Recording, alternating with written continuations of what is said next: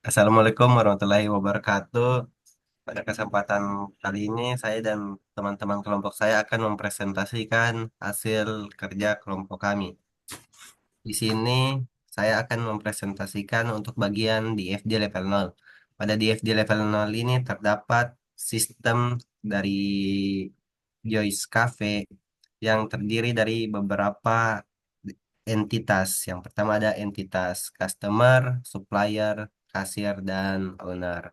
Untuk entitas customer di sini bisa melakukan sebuah pesanan dan juga pembayaran kepada sistem, dan sistem tersebut akan mengirimkan struk serta makanan tersebut.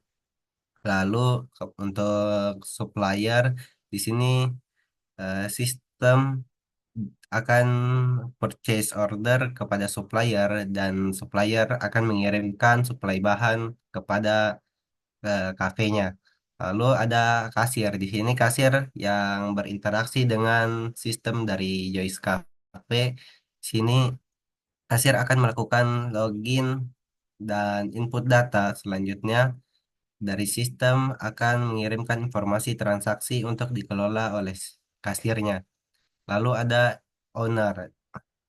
Di sini owner berperan untuk mengontrol sistem dari Joyce Cafe. Lalu dari sistem Joyce Cafe tersebut akan mengirimkan laporan kepada owner. Sekian saja untuk penjelasan dari DFD level 0 dari saya. Selanjutnya akan masuk ke DFD level 1 yang akan dijelaskan oleh teman saya.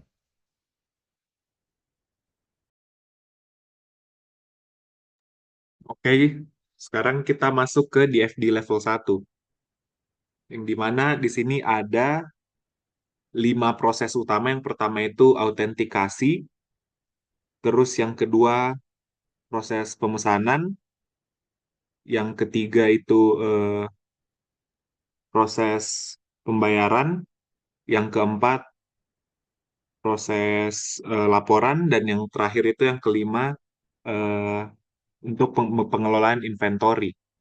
Jadi mulai dari yang pertama, boleh tolong di zoom sedikit. Oke. Yang pertama itu dari kasir. Untuk mengakses kasir, kita harus melakukan autentikasi terlebih dahulu. Jadi pertama untuk proses autentikasinya, kasir melakukan login ke sistem, kemudian proses atau programnya melakukan checking ke dalam database.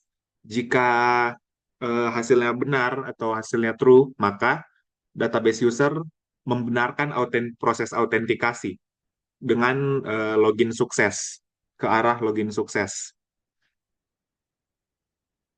Kemudian ke atas, mungkin ke atas yang login sukses.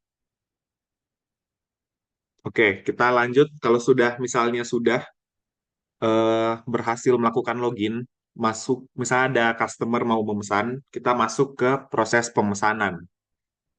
Dalam proses pemesanan terdapat beberapa proses, yaitu pertama, eh, program akan mengecek stok terlebih dahulu.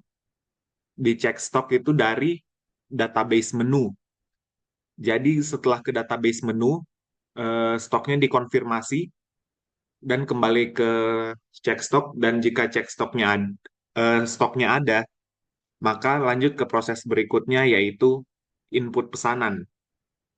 Jadi setelah pesanan terinput, dihitung totalnya yang untuk dibayarkan. Terus ke bawah, lanjut ke proses pembayaran. Dalam proses pembayaran, tahap pertamanya adalah validasi pembayaran. Jadi validasi pembayaran seperti dicek apakah uangnya sudah pas, apakah sudah cukup pembayarannya. Yang setelah proses pembayaran tervalidasi, maka struknya akan diproses, akan dicetakkan struk. Selanjutnya dijelaskan oleh tuan saya.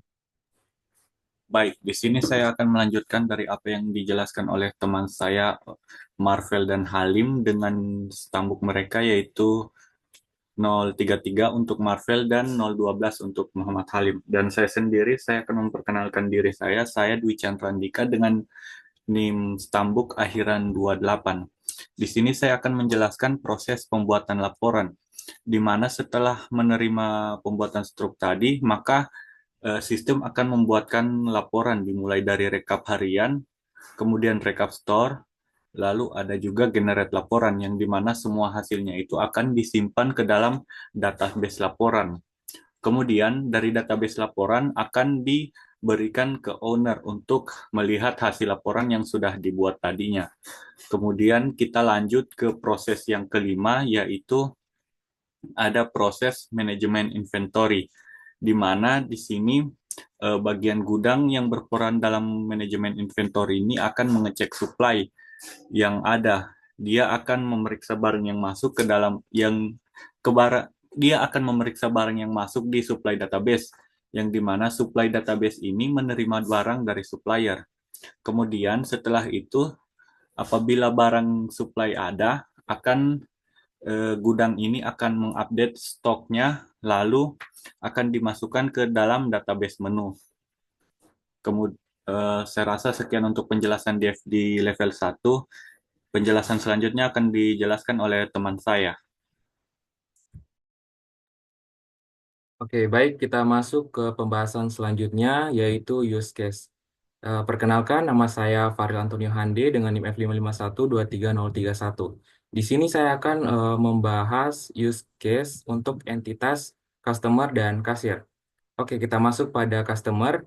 Nah, pada customer ini, dia hanya bisa melakukan dua hal saja, yaitu memilih metode pembayaran dan juga menginput pesanannya. Nah, kemudian kita masuk pada entitas kasir, di mana kasir ini dapat melakukan beberapa hal. Yang pertama itu ada mengedit pesanan, yang langsung extend ke input pesanan. Kemudian ada batal pesanan, ini untuk membatalkan pesanan, juga extend ke input pesanan. Nah, kemudian ada input pesanan. Selanjutnya, kasir juga dapat melakukan cetak stroke atau mencetak stroke. Yang kemudian kasir juga dapat melakukan atau mencetak bill sementara, di mana ini langsung extend ke proses transaksi. Selanjutnya ada validasi pembayaran yang extend ke cetak stroke, dan juga